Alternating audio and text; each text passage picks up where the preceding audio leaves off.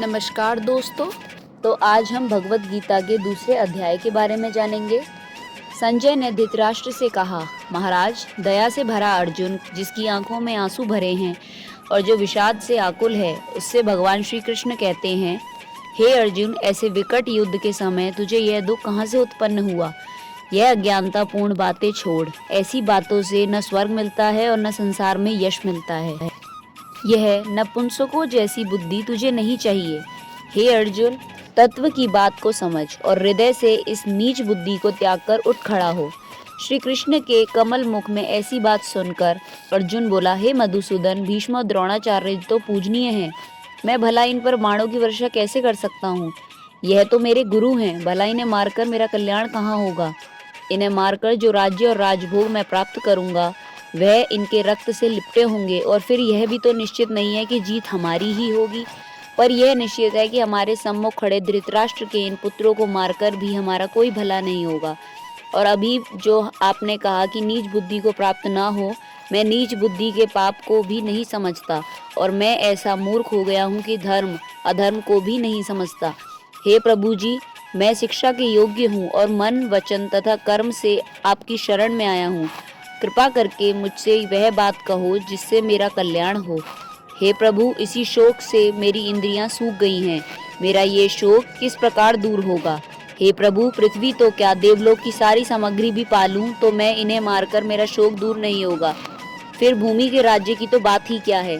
संजय ने कहा, हे राजन, श्री कृष्ण के समक्ष युद्ध की इच्छा से स्पष्ट इनकार करके अर्जुन चुप हो गया।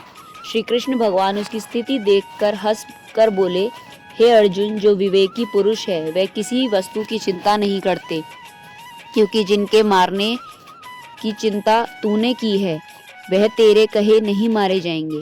क्या ये अभी जन्मे हैं? नहीं, ये पहले भी थे, अब भी हैं और आगे भी रहेंगे।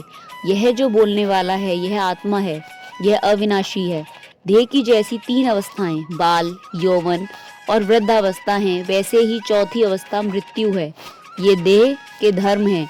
इसलिए विवेकी पुरुष आत्मा को अविनाशी जानते हैं और ये जानते हैं कि देह का मरण ही धर्म है।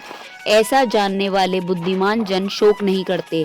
हे कुंती नंदन, तुझे इंद्रियों का ज्ञान प्राप्त हुआ। यह ज्ञान सुख दुख और शीत उष्ण का दाता है। यह सुख दुख भी प्राप्त होता है और मिट भी जाता है। तू इनका संहार कर।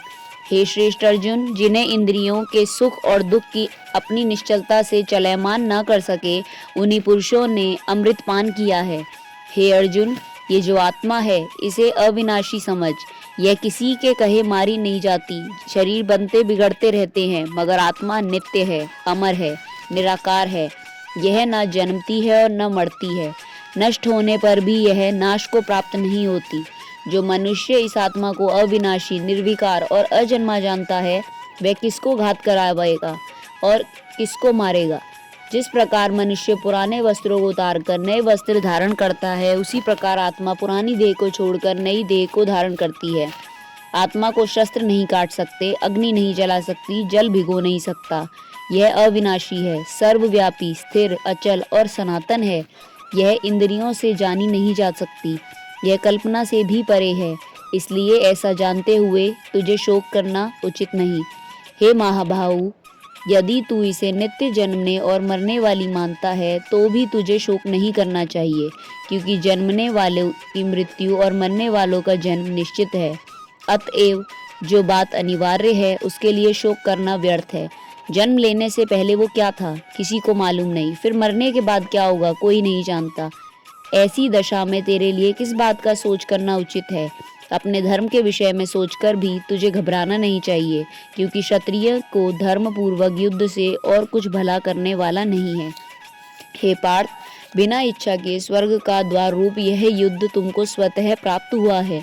यदि तुम अपने धर्म के अनुसार इस संग्राम को न करोगे तो अपना धर्म और बड़ाई खो दोगे। युगों युगों तक तुम्हारी अपकीर्ति होगी। हे अर्जुन, जो प्रतिष्ठित लोग हैं उनके लिए अपयश का होना मृत्यु से भी बढ़कर है।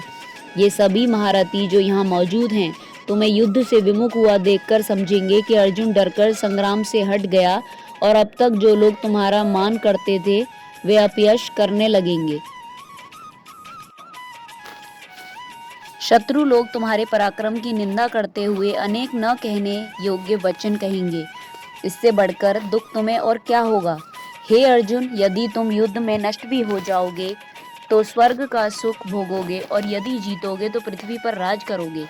अतः युद्ध के निमित्त दृढ़ प्रतिज्ञ होकर खड़े हो जाओ। सुख दुख, लाभ हानि, जय पराजय, इन्हें समान समझकर लड़ने के लिए तैयार हो जाओ। ऐसा करने से तुम्हें पाप नहीं लगेगा। हे पार्थ, यह ज्ञान उपदेश ज्ञान योग के विषय में तुझसे कहा गया। अब निष्काम कर्म योग के विषय में सुन। जिस ज्ञान को पाकर कर्म बंधन से तेरी मुक्ति होगी। एक बार प्रारंभ हो जाने पर कर्म का नाश नहीं होता, विघ्न पड़ने पर भी वह शुभ फल देता है। इस कर्म का प्रारंभ ही संसार के भय से छुड़ाकर पूर्ण ब्रह्म को प्राप्त कराता है। हे अर्जुन, निश्चय करने वाली बुद्धि इस निष्काम कर्म में एक ही है, और कामना वाले पुरुषों की बुद्धि एकाग्र नहीं रहती, उसकी शाखाएं प्रशाखाएं होती हैं। ऐसी दशा में मनुष्य संदेह में रहता है।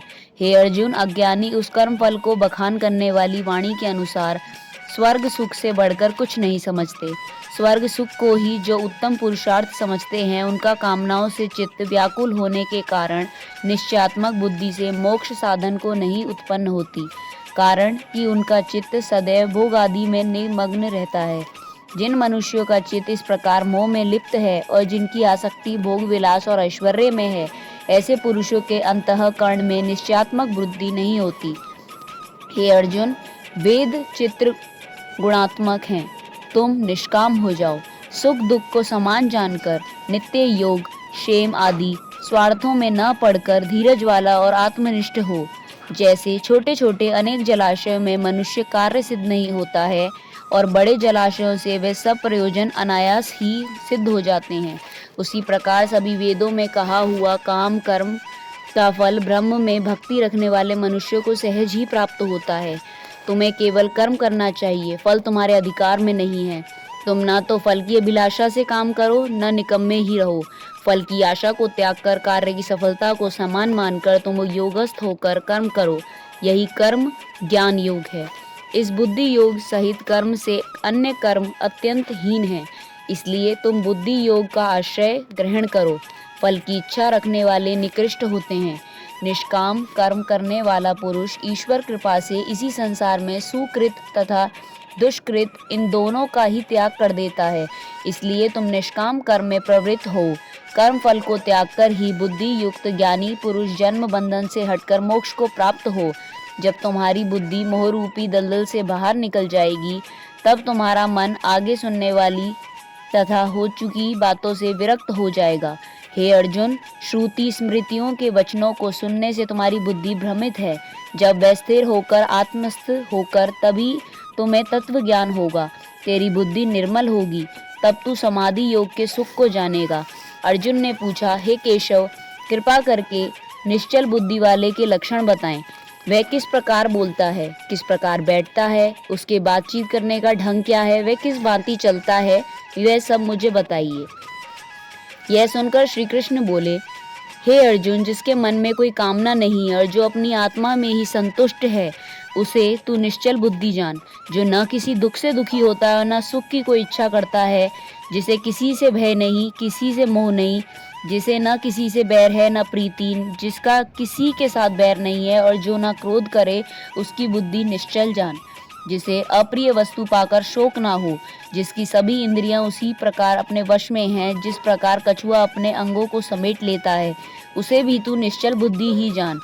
हे प्रिय सखा अर्जुन, विवेकी पुरुष इंद्रियों को जीतने का यत्न तो बहुत करता है, फिर भी इंद्रियों को तू बलवान जान। ये मन को डोर से चला देती हैं, अतः तू इंद्रियों को वश में कर। किस प्रकार वश में कर, अब ये सुन। इंद्रियों का चेता मुझ में रख। मन के कारण ही इंद्रियां विजेता हैं, मगर जब तू मन को मुझ में लगा लेगा तो इंद्रियां स्वयं ही जीती जाएंगी।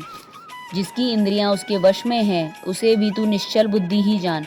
अब यह सुन कि जो लोग मेरा नाम नहीं लेते, मेरा ध्यान नहीं करते, उसके कार्य किस प्रकार बिगड़ते हैं। जब मनुष्य विषयों की बात करे और उसका चिंतन करे, उस समय वह उनके संग होता है। उस संग से मनुष्य के मन में काम आदि की भावनाएं उपजती हैं। काम से क्रोध पैदा होता है, क्रोध से लोभ मोह और लोभ मोह से चैतन्य का नाश होता है। बुद्धि नष्ट होने से वह पशु की तरह हो जाता है। यही कारण है कि मेरे भक्त कभी भी संसारी मनुष्यों का ढंग नहीं करते। मेरे नाम के सिवा वे कुछ भी संकल्प नहीं करते। मेरे भक्तों की को यही मेरी आज्ञा है। हे अर्जुन, अब यह भी सुनो कि मेरे भक्त भोजन साधन को अंगीकार कैसे करें। मेरी आज्ञा से जैसा मिला वैसा भोग लिया, और जिनका मन मुझ में रमा रहा है उन पर मैं बड़ी कृपा करता हूँ।